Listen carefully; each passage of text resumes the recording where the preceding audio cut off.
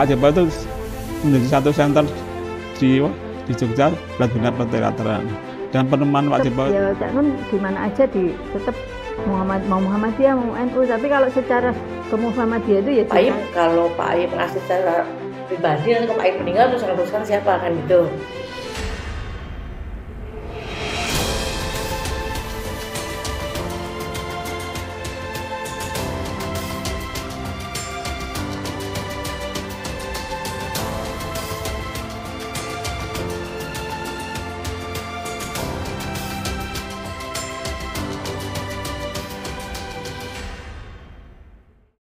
Nama Muhammad Diponegoro ini perintisnya. Nah, selain karya yang luar biasa itu kan itu Iblis yang karya original. Kalau karya-karya lainnya itu adalah dia menerjemahkan.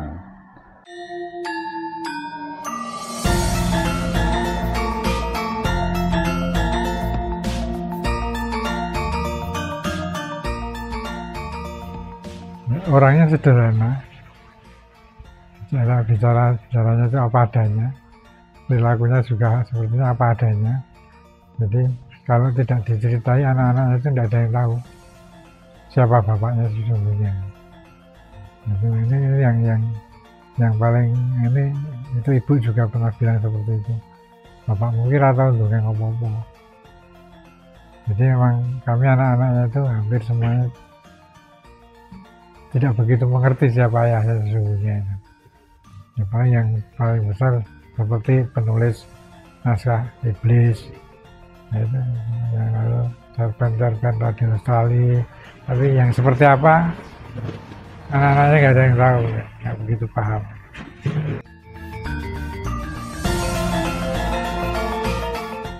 Ya memang sepertinya banyak Bapak itu juga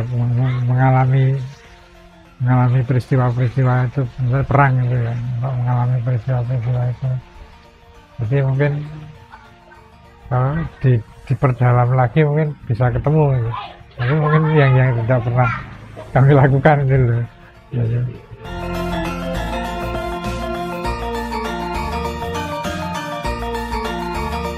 Suwanto itu mengentaskan Iblis itu dengan kostum Mataraman. Jadi Nabi Ibrahim pakai sorjan.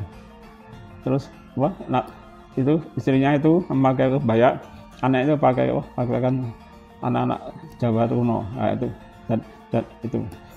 Ketika saya tanya, "Pinten Mas kok lho tak bayangke Nabi Ibrahim ini ke pemanan." Nah, jadi itu memang tafsir-tafsir yang unik, tapi dan zaman itu tidak ada yang protes. Nabi diklambeni anggo sorjan ini enggak ada yang protes. Jadi dekat apresiasi masyarakat zaman itu sudah sangat tinggi sekali. Itu pengalaman nonton Iblis itu.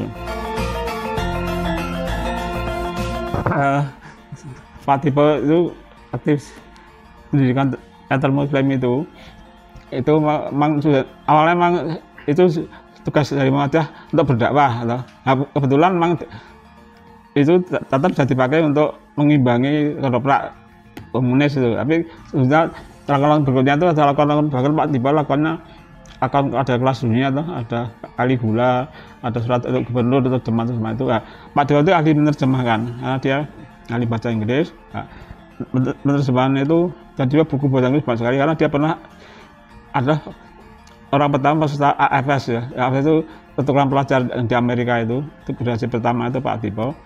Maka dia bahasa Indonesia bagus. Terus ketika pulang di sana, selain di Muhammadiyah, dia juga menjadi kepala perpustakaan USIS di Amerika yang ada di Jalan Pakuningkeratan. Yang kemudian pada zaman 60-an itu pustakaannya oleh kelompok yang anti Amerika, yang kemudian dia itu para pengikut Lekra itu, tapi tidak mau dari Lekra, menolak terlibat itu, dan perusahaan itu dia dibakari bukunya. Pak Tiba malah hampir ditahan itu, terjangkap ada Amerika itu. Jadi itu irisannya. Terus di Muhammadiyah Pak Tiba setelah Muslim terus berjalan, kemudian ada regenerasi dan sebagainya, Pak Tiba menekuni di Suara Muhammadiyah. Itu terkenal dengan tulisannya itu antara lain itu terjemahan. Dia menerjemahkan buat dari kelas-kelas dunia. pengenalan jurnal-jurnal dunia itu terus diterjemahkan, sehingga peta dakwah dunia itu tiba-tiba hafal. Nah, kemudian dari buku-buku yang dibaca di dunia itu, kalau setiap bulan ini dapat kiriman dari luar negeri, ada buku-buku yang teori nulis cerpen, dan itu dikumpulkan, diterjemahkan, terus dibuat menjadi tulisan tentang nulis cerpen yang kemudian oleh kami, oleh Salahuddin Press itu dijadikan buku judulnya Yuk Nulis Cerpen. Itu jadi, dan itu ketanggihan dari Pak Dipo terjemahan itu diakui oleh Buya Syafi'i Ma'arif, orang-orang itu. Bahkan jadi Pak Dipo itu adalah orang yang punya bakat banyak. Dia itu kan bisa melukis karena dia dari luar batik, bisa batik, lukis, bisa kemudian bisa main drama, terus sastra, bisa jurnalistik, bisa terjemahkan, dan bahkan dia bisa perang itu. Jadi itulah Pak Dipo yang di Muhammadiyah, dan dia setelah itu jabatannya wakil pemimpin redaksi. Jadi di Muhammadiyah itu ada tradisi sastrawan itu memimpin Muhammadiyah. Pak Dipo itu wakilnya, pemerintah adalah Pak Ahmad Basuni yang dari Banjarmasin, itu juga sastrawan, buat nulis novel-novel tentang itu. Jadi dia juga pejuang, juga sastrawan. Setelah itu generasi berikutnya adalah Pak Ajib Bambiah, itu ada sebetulnya itu juga sastrawan, juga orang teater.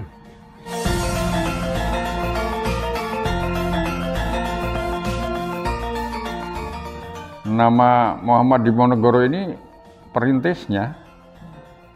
Nah, selain karya yang luar biasa itu kan itu Iblis yang karya original.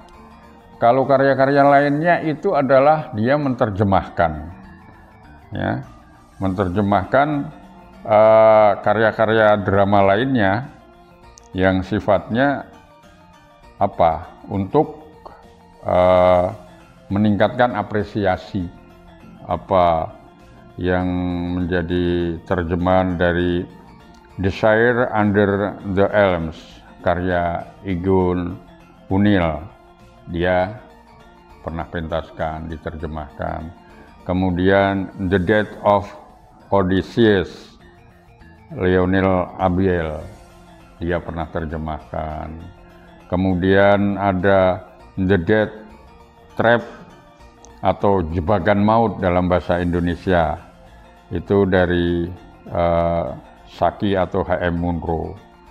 Nah, masih banyak yang lain, ada Miracle of Gobel dan sebagainya. Itu ya beliau Muhammad Diponegoro terjemahkan. Tapi yang luar biasa adalah kalau tadi kan kita ngomongin teater Muslim ya. Nah, Iblis inilah lakon drama ya yang ditulis tahun berapa kalau Anda ingat? 1961. Itu udah dia tulis, dan itu sudah diterbitkan di beberapa penerbit, ada 2 kalau nggak keliru. Nah, kalau saya kebetulan dulu dapat naskah itu yang stensilan, belum dalam bentuk buku.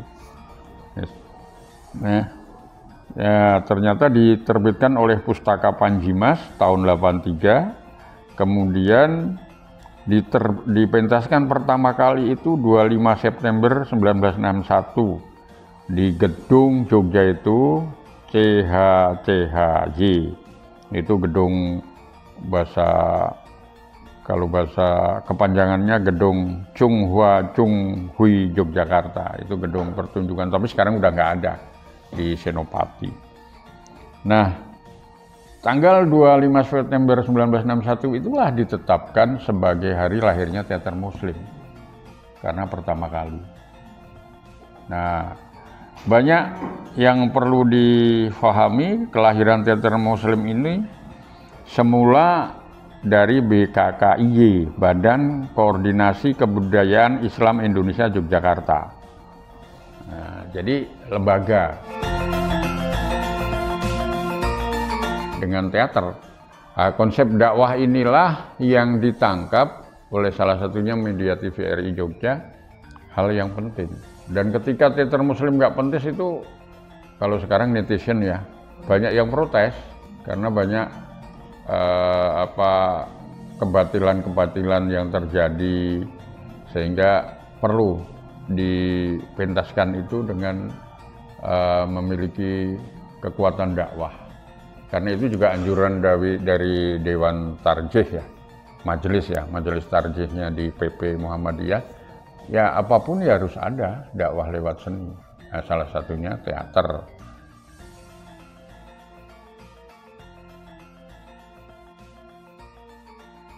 Saya sendiri kan mencoba untuk tertarik ke beberapa karyanya. Ya pertama yang saya baca kan Odah itu, Odah dan cerita-cerita lainnya itu. Cuma sayang isinya apa itu lupa sekarang juga. Kemudian Drama Iblis, saya punya bukunya itu Drama Iblis asli yang sudah lepek kertas koran itu. Kalau pengetahuan saya tentang Drama Iblis itu sedikit sejarahnya kan tahun 60-an. Drama itu ditulis kemudian dipentaskan di berbagai kota ya tidak hanya di Jawa saya kira, tapi juga ke luar. Seperti tadi saya katakan bahwa sukses besar di pentas tapi naskah itu tidak pernah terbit. Baru terbit tahun 80-an. Saya nggak ingat lagi tuh 81 atau 82, 34 itu. Dia tokoh Muhammadiyah, dia mungkin kalau tidak keliru embrio tentang LSBO itu ada nafas-nafas dari situ, teater Muslim.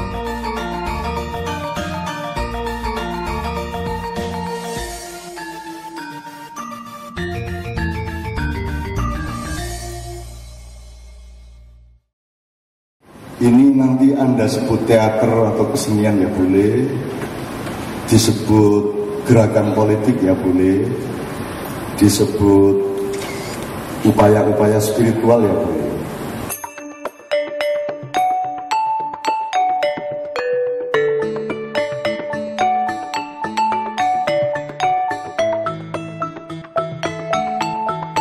Cak Nun itu gini Mas, kalau bikin naskah itu di detik terakhir pun bisa berubah. Jadi dia itu berkembang terus. Kadang kalau apalagi lihat karakternya, yang paling bisa mengikuti itu ada Pak Joko Kamto. Itu dari aktor yang paling kuat, Pak Joko sama Pak Nevi. Tapi yang paling kuat itu Pak Joko. Pak Joko itu detik terakhir pun dirubah naskahnya dia bisa menghafalkan.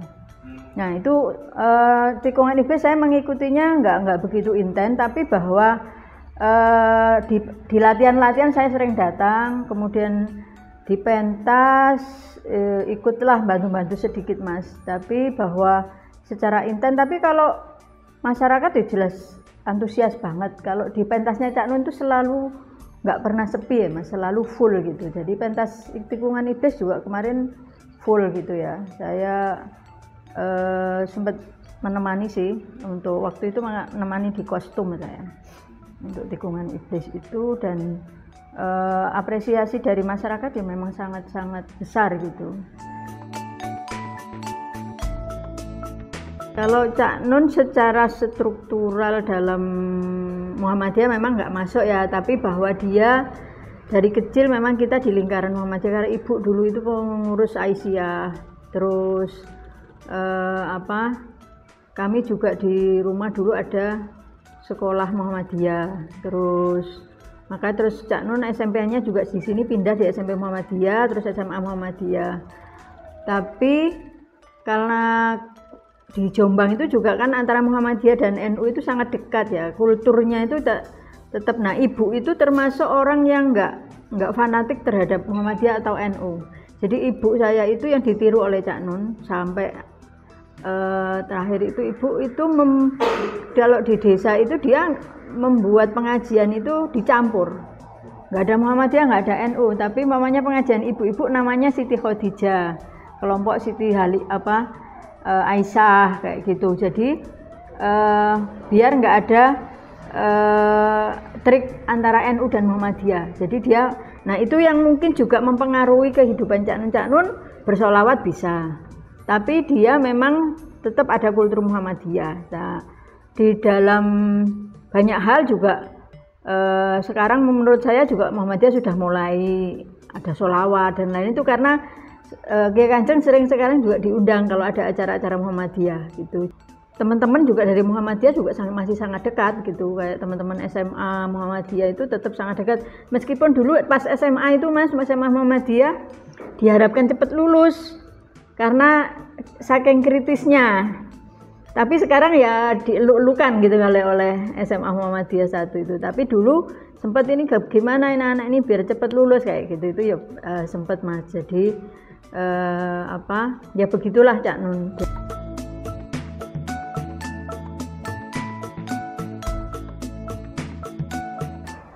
Bagi saya kalau Cak Nun bilang sih tikungan iblis, Cak Nun itu terlalu kreatif, terlalu intuitif, metafora, sastrawan, intelektual, imajiner. Saya nggak yakin dia tahu betul iblis. Kalau pengetahuannya elaborasi, dahsyat dia. Pengetahuannya loh. Tapi nek Cak Nun diatur oleh orang-orang iblis. Cak Nun ini iblis untuk omong-omongan di panggung kok. Hantu, lihat aja. Ada ngamati 20 tahun, 30. Setan itu kayak temennya kok. Bisa ditendang dia, bisa lihat aja. Oh saya hafal. Apalagi 4 mata, 6 mata itu. Wah kalau sudah hantu, malaikat aja untuk main-main tuh Cak Nun. Kadang-kadang ngajak omong-omongan sama apalagi iblis. Pasti Cak Nun sama sekali tidak tergetar, tidak takut, tidak paranoia. Tidak ngeri blas. Saya yakin kalau iblis itu Cak Nun sedang ngejek politikus, sedang ngejek kita-kita kok. Nah iblisnya Cak Nun menurut saya loh, saya sama Cak Nun mesti ketawa kalau ngomong iblis, hantu, Nyai Roro Kidul kayak Gus Dur itu loh. Gus Dur itu ya kacau balu itu sama dengan Cak Nun. Kalau sudah bilang Nyai Roro Kidul itu intuitif sekali. Kreator, imajiner, mendadak kalau musik itu jazz, digabung ini, terus lihat gelas, hantunya bisa jadi gelas gitu loh. Wah itu saya sudah di panggung saya bilang PKI gitu aja nggak reaksi kan, padahal 10.000 audiens di UNER.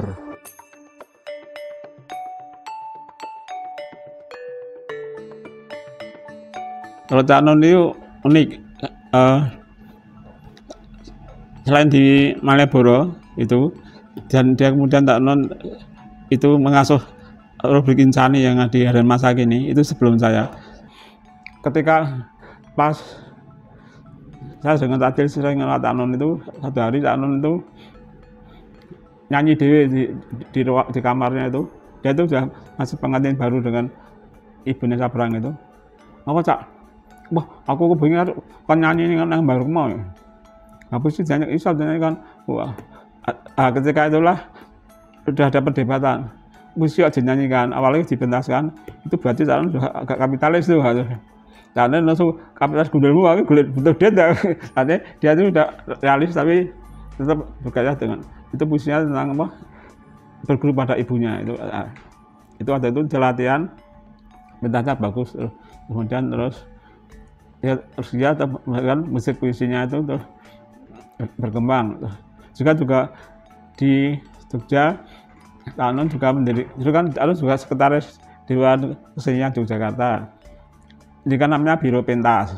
Nah, Biro Pentas itu adalah anak dari Dewan Kesenian itu, yang khusus tugasnya adalah ngurusi malah pentas para teater Yogyakarta. Bahkan Biro Pentas itu mengadakan sekian pelatihan workshop itu yang misal workshop gila-gilaan itu di Warna Budaya.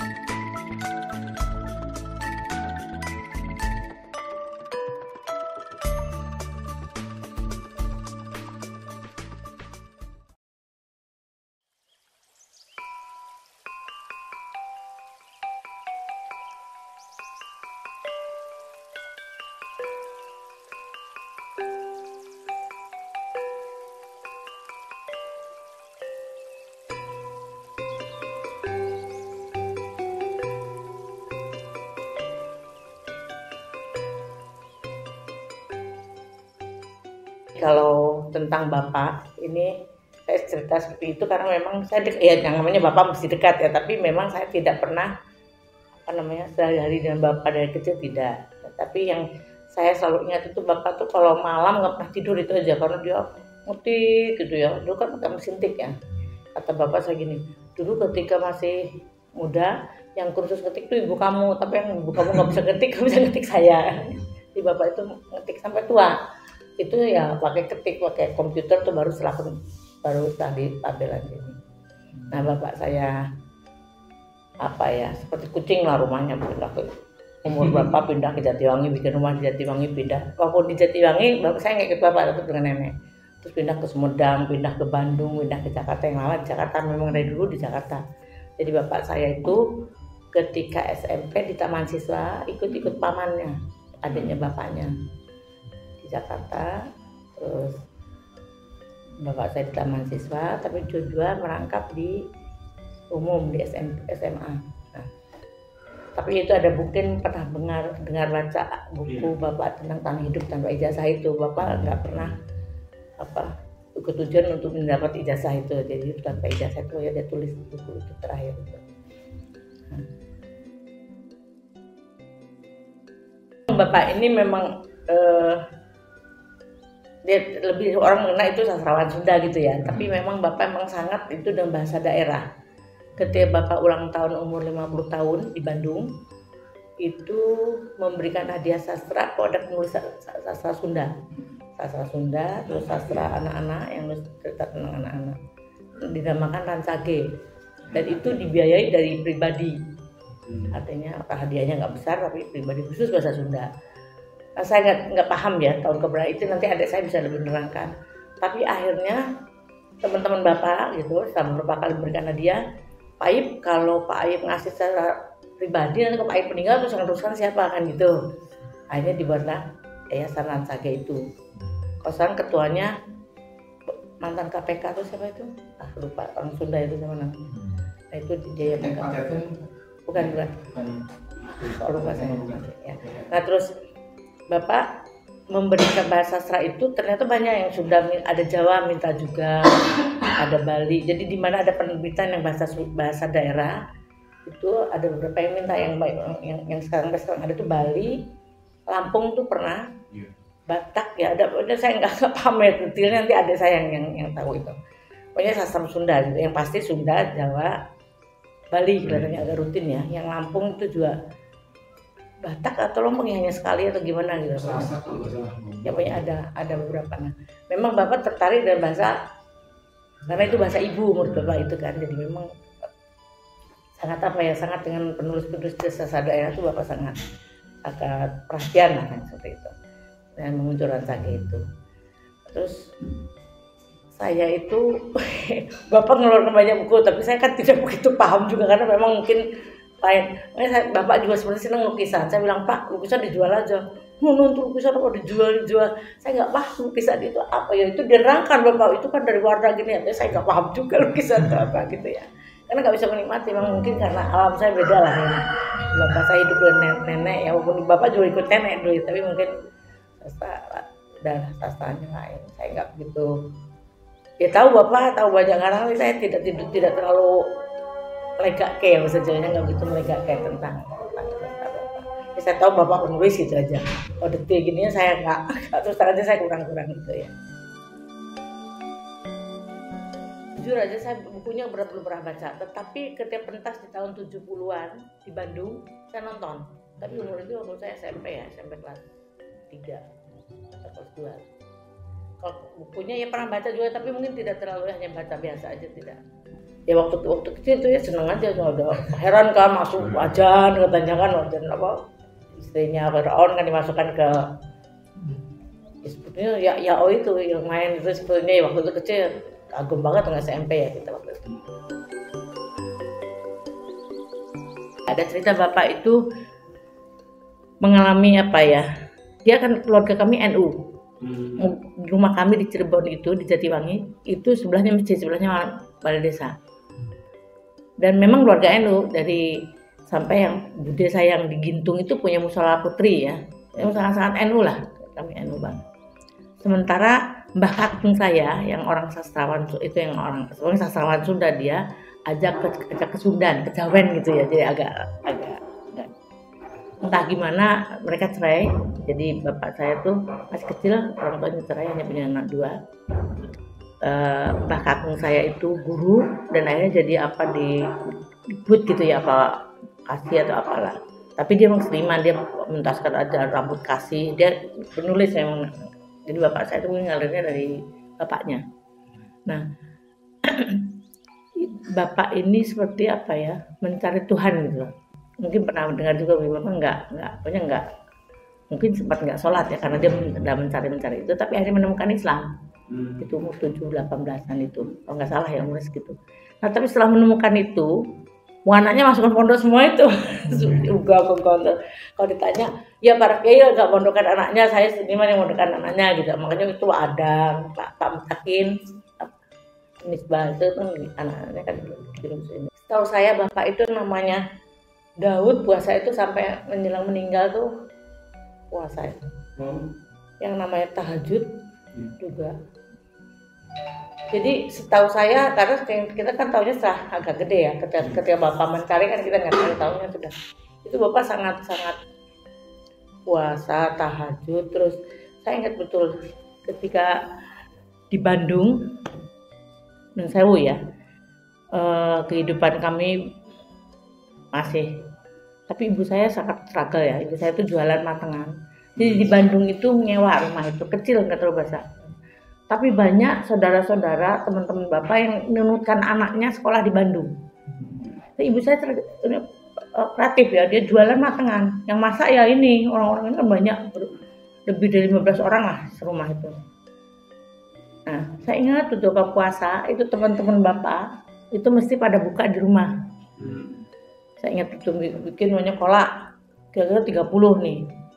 Bikinnya juga ngepres ya 30. Tiba-tiba tambah, jadi itu dikurangin lagi gitu kan. Setiap hari puasa gitu. Jadi saya ingat betul bapak memang dalam beragamanya tidak main-main setelah menemukan bahwa Islam yang benar dia betul-betul dalam arti melaksanakan sebaik-baiknya.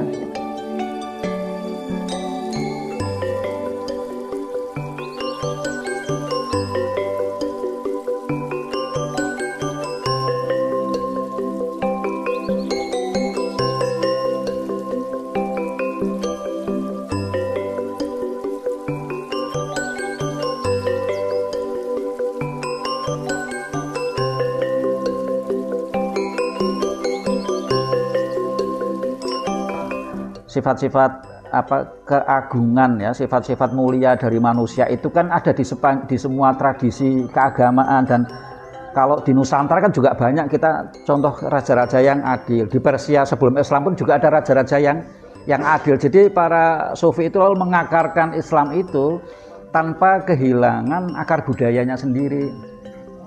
Paham ya? Jadi agamanya Islam, spiritualitasnya Islam, arahnya kepada akidah Islam, tapi kerangka budayanya adalah kerangka budaya setempat. Jadi misalnya Al-Ghazali ya kerangka budaya Persia gitu ya. Para wali songo, wali di Nusantara ya kerangka budayanya Nusantara ya.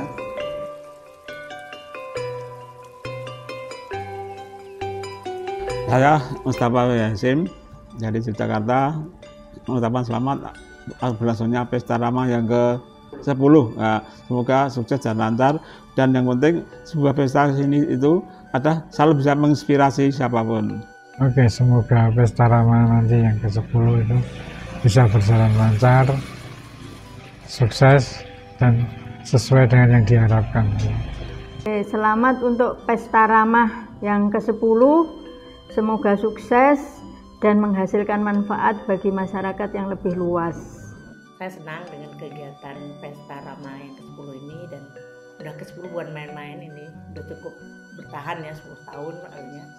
Mudah-mudahan terus berjalan, dan untuk yang ke-10 ini semoga sukses dan baik semuanya. Semoga UIN Jakarta punya temuan baru, entah itu metafora iblis, entah itu simbolisme setan, yang tentu kalau Jawa nut zaman kelakonnya, mengikuti zaman lah. Selamat dan sukses Pesta Rama ke-10 Universitas Agama Islam Syarif Hidayatullah Jakarta. Sukses. Saya Jabrohim, Ketua Lembaga Seni Budaya dan Olahraga PP Muhammadiyah periode 2010 sampai 2015. Teruskan kreativitas para mahasiswa ini, kembangkan iklim kondusif untuk berseni budaya di kalangan umat Islam. Saya Sito Resmi Prapudingrat. Saya menyampaikan satu harapan bahwa acara yang besar yang sudah dilakukan sampai 10 kali maka akan bisa memberikan manfaat, menambah pengetahuan yang menuju kepada hakikat pengetahuan itu seperti apa. Selamat atas penyelenggaraan Pesta Rama ke-10 oleh PBSI UIN Jakarta. Semangat kawan-kawan.